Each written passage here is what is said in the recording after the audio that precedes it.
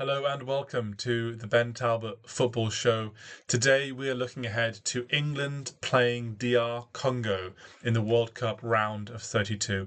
This is where the World Cup is getting to the sharp end, the business end. This is where the World Cup is truly beginning for many teams, the knockout rounds, the rounds of 32. Now, for the England players, their task is to beat Congo tomorrow. And for you, dear watcher, your task is to like and subscribe. If you're enjoying the channel, if you're enjoying the videos, it does make a big difference to me growing this channel. So thank you for that. Now, back to business, back to England. We're going to look briefly at England lineup for tomorrow, for how Tuchel will set up his team against Congo. And we'll look at how Congo can stop England and what are the strengths, what are the weaknesses, and what can England do to overcome the low block, which I believe Congo will implement. So let's jump right into it. We're going to look at the lineups for England. We'll also break down. I've got some images of the Congolese games in their group stages. So here we have the sort of tried and tested 4-2-3-1. Now, the first thing I'll say before we dig into our lineup necessarily is that Congo have done very well defensively throughout qualifying and throughout the last 4 years with their current manager. So in his time, they've played 56 games and they've kept 29 clean sheets. That was pre-World Cups. Now it's 59 games because he's played 3 group games. But 29 clean sheets with 39 goals conceded in those 56 games, so far less than a goal a game average. In the group stages, they conceded exactly 1 goal in every game. They drew 1-1 to Portugal, good result. They lost 1-0 to Colombia, again a good result, they played very well. And they went behind to Uzbekistan, 1 goal down, came back to win 3-1. So they've been solid in defence through all 3 games. And to be honest, they've done well. They are a good opponent. If I show the lineup for Congo, so most likely they are going to line up in a 5-3-2. That's how they lined up against Colombia. It's how they lined up against Portugal, and most of their qualifying games they had 5 at the back. Now they did line up in a 4-4-2 against Uzbekistan, a little bit more attacking, because from Congolese perspective, that was the game they had to win to get out the groups. They were settling for a draw or a loss against Colombia and Portugal, and they correctly recognised that's the game to win. So more aggressive against Uzbekistan, the 5-3-2 against Colombia, and then the exact same formation, 5-3-2 against Portugal. Those are the lineups. Only difference there being Visa and Bakumbu are the 2 that have been swapped positions. So we will look at England, but while we have the Congolese lineup, I do want to draw our attention. So they are most likely going to line up in a 5-3-2 that's on the ball and off the ball, so in possession and out of possession. And I'm expecting a low block from Congo. We'll look at a couple of images because actually when they were playing Portugal and Colombia, they played with quite a high line. A surprisingly high line. It was not a low block for most of the game against Portugal, but for a lot of the game they played with a high line, which I do not expect to see against England because we're different to Portugal. And I can only imagine that the Congolese strategy against Portugal was to play a high line to compress some of that territory in the midfield to stop and sort of congest the playing area for Portuguese midfielders. The forwards and the wing players England have, if they play a high line, I think we'll cut them apart. So I imagine they'll do a low block such as this.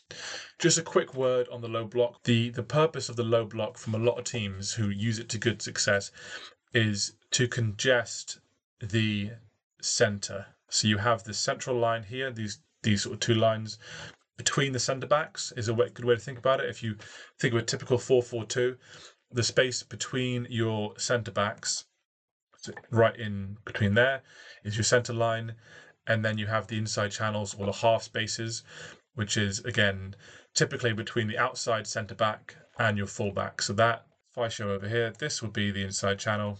These are the left and right inside channels if you're attacking the other way. or the half spaces, as some people call them. This would be the center of the pitch, or the central attacking area. And then you have the outside channels, which would be obviously left and right. So that's the outside right and outside left channels. The purpose of the low block is to just congest the central and inside channels. To typically you bunch in your wing backs, and the idea being if the ball does move out to the wide areas, then you have numbers to basically close that down. So it's very hard, and this can be used very effectively. The thing about a low block, it's not so much about the position of the players, and it's more about their behavior. So their behavior being, well, typically a back five, but it could be a back four. You can have a low block with 4-4-2. You can have a low block 4-5-1. We're seeing that a lot in the competition. We're also seeing that this 5-3-2 or 5-2-3 is really common in the World Cup so far, and it relies on defenders being organised and being very well drilled about when to step up, when to press, and when to move. Because really, the low block, the effectiveness of it comes from the space that they are crowding and that they are refusing to give up in these central areas. So typically, a low block team are quite happy for the attacking team to play out wide, but they are limiting shots, creating opportunities, and goal creating chances from the central area. Right, enough about that. So that is probably going to be the plan for Congo. Let's look at the England lineup, and then we're going to jump back into some of the things that Congo did against the other teams. So if we go back to a more traditional football pitch, England, I think we can expect to line up in the 4-2-3-1 formation that Tuchel enjoys. A couple of injuries we are aware of, so we are short on right backs. I expect possibly Jed Spence to come in. We've lost Livramento, of course, before the tournament. We've lost Reece James as well for at least 2 games. And in the Panama game, Kwanzaa rolled his ankle and there's been no word. We don't know if he's fit yet. So at the moment, England has no dedicated right back. I expect we'll do a 4-2-3-1, either with Jed Spence on the right, or what Tuchel might do is move Kwanzaa out to the right and put John Stones as the right centre-back. I'm not sure. Either way, I think we would be fine. So Kwanzaa, we can leave him in. We can put Jed Spence out there. He played with 2 10s, Rodgers and Bellingham, against Panama. I think for controlling the midfield, we'll revert back. We'll get Rice back in the starting lineup, Bellingham back as the single number 10. And my view is Rashford has probably earned himself a starting position out on the left-hand side, and an injury dependent, we'll see Saka or Madueke, sort of depending on match fitness and injury there. So let's have a look now at Congo and how they have gone about their business in the World Cup. So, as I say, something England fans to be aware of, Congolese team are very strong in defence, they're very organised, and they're resilient. So they went a goal down to Portugal in their opening game within, I think, the 6th or 7th minute, and they clawed their way back to draw 1-1. They went a goal down early doors to Uzbekistan as well. Uzbekistan scored in the 10th minute, and they came back scoring 3 goals to win that 3-1. So they're resilient. I don't think if we score early that they'll break down and roll over. It's going to be harder than that. But let's look at this. So this is the first game against Portugal. As you can see, 17th minute, they're down 1-0. They're playing in the typical 5-3-2. So you can see 5 at the back and 3-2. They'll do this a lot against England. Now, as I was saying earlier, surprisingly, I don't expect to see this happen against England. It's a very high line. So there's a lot of space in behind to be exploited. You can see all of this can be attacked. Portugal did that to good measure. This was later in the first half. This was about 20 minutes later. Again, you see 5-3-2, and Portugal are overloading the right outside channel. So they've got Ronaldo and they've got 2, I can't see who it is, they've got 2 forwards overloading the right-hand side, which I expect to see England do if Congo play a high line with us, which I think would be a mistake from them. So you could see in this position, he's on the ball, he can either play it sort of centrally and then one of these two midfielders get on it and ping it over the top, or depending on how much space he has, he could ping it over the top himself, either there or in this space. I think if you play that way against Bellingham and against Saka and against Rashford, with Kane dropping deep, delivering balls, you are asking for trouble. So I don't expect to see this against England. This is the same. This is against Colombia. So again, Colombia, you can see high line, 5 at the back from Congo. Colombia almost scored. It was ruled off for offside, but the Colombian midfielder pinged it into the box, headed goal, and it was just offside. So again, giving up chances there. Now, again, we spoke about the low block that a lot of teams do and how they congest the centre of the pitch. And you can see here, this is the second half of the Portugal game. The game is tied 1-1. And this is what I mean about the low block and the central spaces. So you can see this central space here for Congo, that's what they're trying to congest.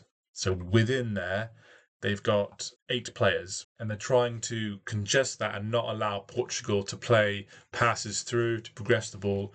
And Congo were very effective at that, but you're giving up space on the wings, which Portugal did not use well enough, in my view, to their advantage, and I expect England to do so. So if Congo set up like this, which I think they will, then whoever's on the ball can use, you can see the space on the left and the right channels.